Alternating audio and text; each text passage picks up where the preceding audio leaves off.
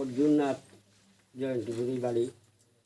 তাইনের বাড়ির অনেক দিন ধরে অর্জুননাথ খাজলনাথের বাড়িতে যায়, গিয়া চলাফেরা করে, গ্রামের মানুষে দেখে।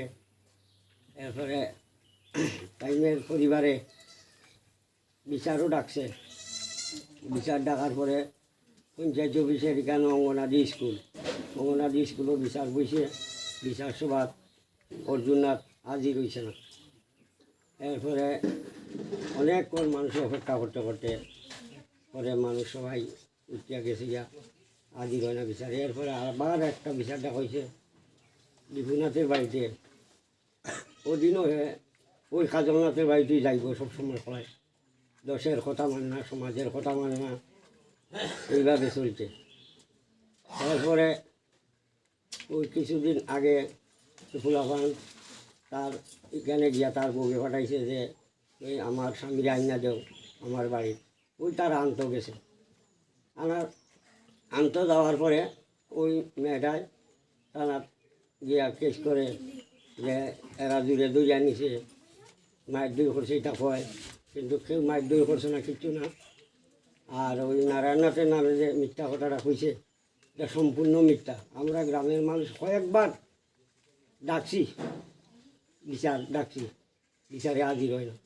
এইভাবে তার চলতে আছে আজকে প্রায় 7-8 বছর ধরে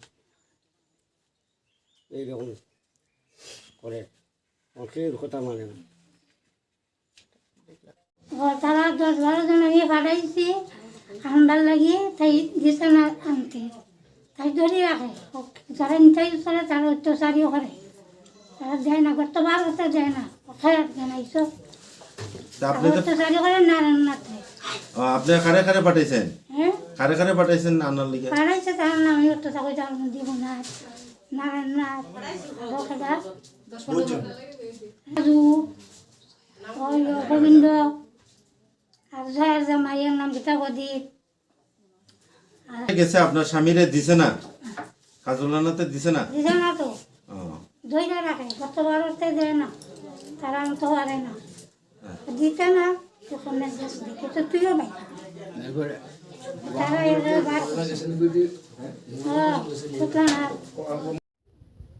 আমি যখন একলা পয়সা বাস করতে হয় না, তখন নারায়ণনাথের লগে আরও অনেক আছেন, বয়সের ছোটো বড় সবাই বাচ্চা হয় একজন আছেন। এরা মেয়ে লোকও আছেন, মানে মেয়ে লোকে হয়, পুরুষ লোকটাও ধরতে পারে না, ধরলে তো বিপদ, না ধরে বিপদ। তখন মেয়ে লোক আছে, পুরুষ লোকের কিছু হচ্ছে না। আমি তো চাইছিলাম পুরুষ লোকের সাহায্য চাইছিলাম কিছু, তখন পুরুষ লোকের চাইছে হয় না, মেয়ে লোকে করো। তখন পুরুষ লোকটা কিছু হচ্ছে না করে অতখানি হয়। তো এইটা যে দুষ্টা যে আইছে নারায়ণনাথের নামে, এটা একবার নির্দোষ।